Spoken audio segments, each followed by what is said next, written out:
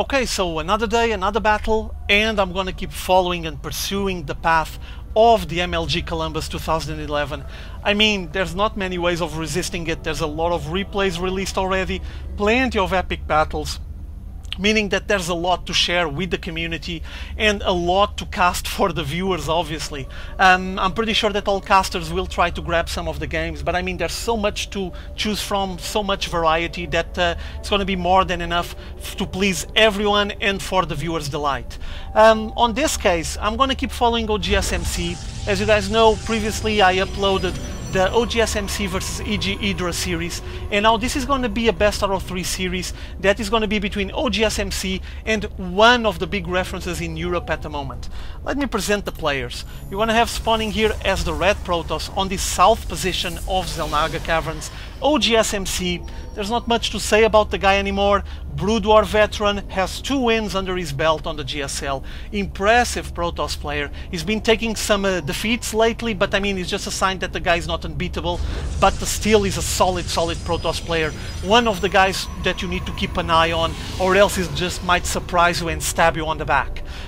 He's gonna be facing against this blue Terran, who is mouzThorzain. He's one of the superstars on the rise on the European side of the Starcraft 2 community. Swedish player, formerly played Warcraft 3, a very solid Terran, and he focused a lot on playing on some local events in Northern Europe and also some online events, and he only actually exploded on the community when he decided to play on the TSL 3. And boy, did he play it. He took the final victory there, defeating Naniwa on some brilliant battles, and Thorzain just showed us how solid his Terran play is and what's the path, which way all Terrans should follow to keep evolving their game. Congrats to Thorzain, a sign of his quality obviously, and now he's going to be battling against one of the finest in the world, so hopefully he's going to be able to stand his ground and do a nice show, put a nice show for all of us, and MC is going to plan to do the same. Okay, so taking a look at what both players are going for. MC is just going back and forth with his probe. There's already a marine out, so he's going to start shooting at it. I guess the probe will have to run away unless he has a death wish, and we do see here on Thorzain's side, he's getting double racks opening already with the reactor getting attached to this barracks, meaning that we might be seeing a lot of bio play early on, and he might be planning onto some kind of early pressure onto oGsMC. Meanwhile, on MC side, we also have Thorzain with the SCV just keeping tabs on whatever MC is gonna go for. We do see that MC already has both casts rolling, and he went for the standard opening, gateway into Cybercore. Probably going to try to play some tech here on this top corner. He's getting a pylon on that area, but I would say that the first offensive, the first aggression might be coming from this side, because Thorzain is going for double racks opening, and basically you have 2 options here. Or you make a cute little push early on with, like, I don't know, 4 or 5 Marines and 2 Marauders, something like that. Or you decide to just try to get the proper defense in front of your natural expos so you can expand early. Thorzain probably might be planning ahead to do something similar to this. For now he's just getting his SCV intercepted. MC is gonna kill it, I'm assuming. There it is. And meanwhile we have MC getting control of that Xel'Naga watchtower, making sure that anything coming south from Thorzain will be spotted in due time. And we do see Thorzain building his command center, expanding on the back of his cute bio push, as you can see. For now, 3 Marines, 1 Marauder, so even smaller than what I was expecting, though there's some more units on the back. Ah, there it is. And he's just gonna start advancing south and trying to see if MC gather the proper defense or not, or if he just went for a massive greed mode and just wanted to macro as much as possible and didn't gather a proper army, but doesn't seem to be the case. He already has 2 sentries here, he's getting a 3rd one. Also the warp gate technology is almost finished, so he's gonna have plenty of force fields to contain the movements here, while we do see one of the probes from MC trying to get into the main base from Thorzain once more, but no, shot down. And apparently Thorzain was pleased with the result. I mean, he didn't even have any confrontation on that ramp in front of the main base from MC, but he got what he wanted, which was basically to establish this base on the Natural Expo without being harassed or intimidated in any way. So he kept MC on his back foot, holding his ground, making sure he wouldn't be broke by that small push that ThorzaIn did, and now he's trying to get some nice defensive positions here in front of his Natural Expo. As you guys know, this area is kinda hard to defend, there's a lot of entrances to it, so he's getting a bunker on each side, while we do witness MC answering back to the fact that ThorzaIn is expanding and playing out of two bases, grabbing an access on his natural expansion as well. His army composition is actually quite heavy on the sentries at the moment, so basically a way of containing any kind of movements and get a lot of force field play ongoing if ThorzaIn decides to come down and start knocking on his door, I guess. On the back of his base we do have two more gateways, so 3 gateway to expand and now a robo, while we do see, oh, that SCV got shot, and now we have this marine trying to gain map control, holding to that Xel'Naga watchtower, but now with all the forces from MC advancing north, I don't think it's going to be possible for him to stay there, and poor guy all alone by himself is going to get killed so quickly. And also ThorzaIn was trying to dominate on the map control. He had both Xel'Naga watchtowers, but seems like that dominance is going to be over pretty soon. We do see here MC going all the way around, splitting his forces, making sure he's going to be able to pick up this marine before he escapes, and there it is, sliced and diced by those zealots. Meanwhile, here on the MC side, he already has the robot here, the robotics facility. He's gonna get some observers out. It's a nice and sound plan, obviously, because it will allow him to get a sneak peek into ThorzaIn's main base, obviously, and we do see that ThorzaIn is getting a factory there and also grabbing the second gas finally. Seems like that he was playing out of one gas for a long time, now grabbing all the gas at the same time. Already has the engineering bay here on this corner, grabbing the first upgrade, the weapons level 1, and I'm wondering if he's gonna try any kind of cute push, a nice timed push based on the moment that he finishes the weapons level 1. Might be an option for him, I'm not sure exactly if that's gonna be the plan or not. What I do know is that the first observer is already heading from MC into ThorzaIn's bases, and he's gonna be able to keep tabs on everything ThorzaIn is doing and get the proper counters as long as he wants to. Meanwhile, here on MC's side, he's doing the exact same thing as ThorzaIn apparently. He's gonna start working on his upgrades. There's the Forge there on that corner, also Twilight Council. Not sure if he's gonna go for the upgrades or if he's considering any kind of early DT play. On the unit composition we have 4 Stalkers, 4 Zealots. I was wondering if he had more Stalkers or more Zealots, if he would be going for one of those specific upgrades, Blink or Charge. But yeah, there it is. He's gonna go for the Blink anyway, and at the same time notice the positioning of these observers by MC, just on the right spots to spot any movement coming out down south, and at the same time notice all the buildings and everything going on inside ThorzaIn's base. So very well played here by MC. He's gonna control everything coming out there. There's a Hellion trying to come down and spot what's going on inside MC's bases, but this is getting dangerous. MC has plenty of defenses there, and he has kind of a forward position taken there. He advanced a lot with his Stalkers, with his Stalker force, and basically he wants to get dominance over both Xel'Naga watchtowers. Now we do see that ThorzaIn is coming down with his forces, leaded by some Hellions, and very heavy on the Marauder count it seems. Let's take a look. Yeah, 12 Marauders, 17 Marines.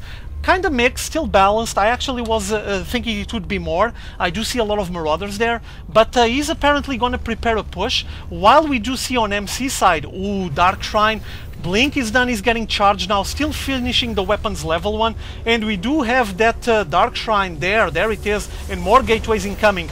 While we follow ThorzaIn path to south, he has this SCV here just patrolling, and seems like he's gonna come all the way down south, steaming his Marines and Marauders. Nice force field play, trying to split the forces from ThorzaIn, and oh, he split them in like 3 groups and just trying to grind them down, and apparently it's getting very effective, because most of that bioforce that ThorzaIn brought down here is getting chewed down by the forces from MC. He's warping more units on the back, and there's not much left of the bioforce that advanced here and was trying to push into MC's Natural Expo. He's running away with all of those Stalkers just blinking and trying to get some more units down. Getting another Marauder there, going after those medivacs. I wonder if he's going to be able to rack up more kills. There it is, reaching those medivacs, killing both of them. Oh, big damage done there by MC, and forcing Thorzain to pull back into his base. Notice that he even has Vikings, but the Vikings are just grounded. There's nothing for them to kill in the air. And interesting or not, we do see that MC didn't commit any of his resources to any kind of Colossus play for now, at least. Might be seeing some of it later on, but as we speak and as things are going at the moment, it's basically heavy on the Stalker and Zealot count, with some of those sentries backing it up. Inside Thorzain's base, more racks, double Stargate, one of them with reactor, meaning that he's gonna have plenty of medivacs, and we might be seeing an M composition here. We did saw like couple of Hellions out, at least on the previous push, but that was it. And meanwhile we have plenty of DTs already roaming around the map, and this is dangerous for Thorzain.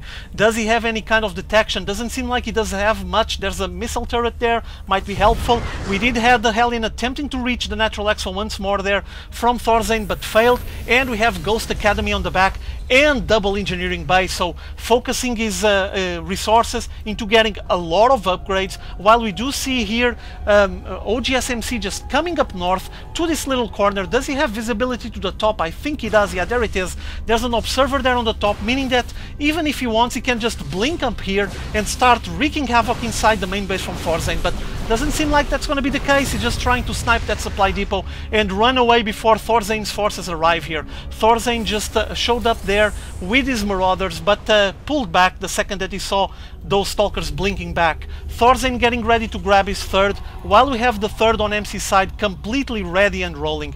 This might be showing on the economy. Yeah, there it is. Thorzain almost peaking at 2000, he's on 1900 at the moment, against 1500 from Thorzain. And notice that Thorzain has more workers but doesn't have enough bases. He needs to expand, and seems like he's going to take the chance to expand to the rich mineral field. This is going to be a risky maneuver. We already seen MC around this area plenty on the past on this matchup, and I mean, I'm pretty sure that MC is going to try to come here again.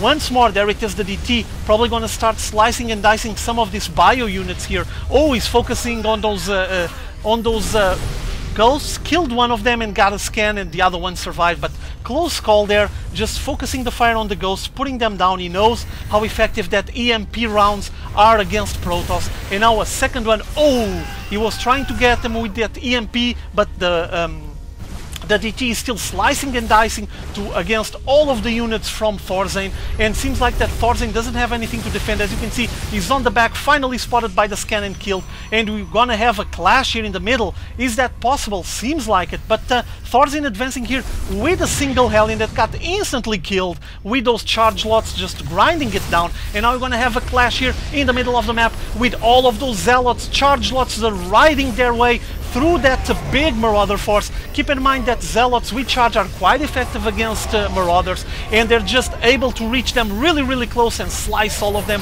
but seems like there wasn't enough of those Zealot force. He was just trying to grind down the Marauder force from Thorzain as much as possible, but there's still plenty of Marauders and Marines with the Hellion left, and apparently MC is gonna have to pull back, forced to cancel his fourth base on the rich mineral field, and now he's trying to blink back up and go after the forces from Thorzain, try to kill it as fast as possible. There's still a big bulk here with a lot of Marauders, but seems like that MC is determined to finish off this harassment so he can establish his third base peacefully.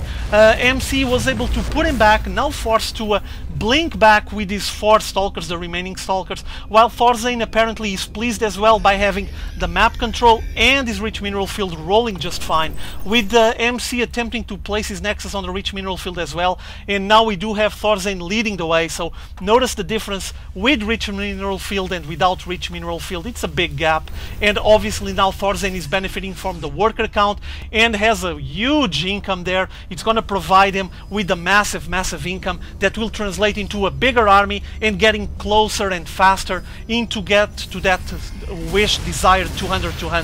For now, single High Templar advancing there with a Side Storm that wasn't very well placed, only got one Marauder there, and now you're gonna have a clash here, a scan going down, nice feedback on that Ghost, try to avoid him to put out any EMPs, and now incoming the forces from ThorzaIn trying to go down south and push MC back, but no, the Psystorms are forcing ThorzaIn to run away up north, and oh, so many of his Bio forces getting completely roasted there. This Archon, oh, I don't wish his luck. He got completely destroyed there, and you have the forces from MC just blinking back, waiting for the reinforcements, which are going to be translated into this big Zealot force that is going to charge towards those really red Marauders, and there's not much left of the forces from ThorzaIn. He's just slowly pulling north, trying to wait for the reinforcements to come. He has more units in production, but oh my god, those Psystorms are just chewing through the army from ThorzaIn so quickly, and now having MC right on his door, knocking here and saying, I'm gonna enter and start crushing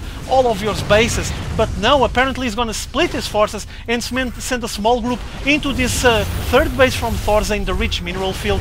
Try to focus fire on some of the units here. There was already a command center that is getting shot down. Apparently ThorzaIn was planning to grab his fourth. There's also a planetary fortress there, so might not be a good option to go there and assault it without a proper force. And we do see MC coming up north now with an Immortal mixed on the fray and an Archon backing up his big Stalker force with 3 on the assault and 1 on the armor, destroying everything on this Natural Expo and forcing ThorzaIn to lift his command center and run away, avoiding getting more damage. And now finally ThorzaIn getting his Bioforce here, backed up by a lot of SCVs, and those SCVs are supposed to be used as cannon fodder on the front. There they are, they're taking all the hits on the front. Massive VMP round there, taking the shield of all of those units, with the Zealots holding the line and the Stalkers on the back DPSing as much as possible. But no, MC doesn't have enough. He's gonna have to run away for now, but he did plenty of damage. He completely interrupted the works on that Natural Expo, and at the same time I'm pretty sure he destroyed some of the production facilities from ThorzaIn, and also that mineral line got interrupted, meaning that his income now is gonna have a big hit. As you can see, look at the difference at the moment. After that big assault there, the income is just a tremendous difference on favor of MC. 2100 against 1300, 53 harvesters against 78, and seems like we're gonna have a trade-off situation here. Is that gonna be the case? No, apparently MC is gonna run back, but oh, snipe Nexus on his rich mineral field, with ThorzaIn advancing south with all of his forces now getting pinned between the Natural Expo and the third base, fourth from oGsMC, and now even DT slicing what's remaining of the Bio forces from ThorzaIn and forcing ThorzaIn to yeah, he had to run away. I mean, there's nothing left, and he just GG out of this match because he was contained on that 2-base play for so long, and he actually was able to get a healthy third one here on the rich mineral field. But after that massive assault by oGsMC, he didn't have much left. Basically, he got grinded down. Notice this attempt here to grab a fourth on this area, on where it's supposed to be his third. The amount of workers here, look at this. Instantly saturated, and he was even grabbing a fifth on this area, try to keep his economy rolling, but well, he didn't have any army anymore, and decided to GG out of the match, not wear himself down anymore, and hope to do better on the game 2, I'm assuming. Well, this is all for now. Let me just take a look inside MC's base. He has 3, 6, 7, 8, 9, 10 warp gates there. There's the Dark Shrine Templar Archives. Oh, we even had the Robotics Bay, but we didn't saw any Colossus play whatsoever, so I guess the builds without Colossus are getting more and more popular, and MC just applied it here to good use on this situation. So congrats to MC. Hope you guys enjoyed this game 1. Let's go for game 2.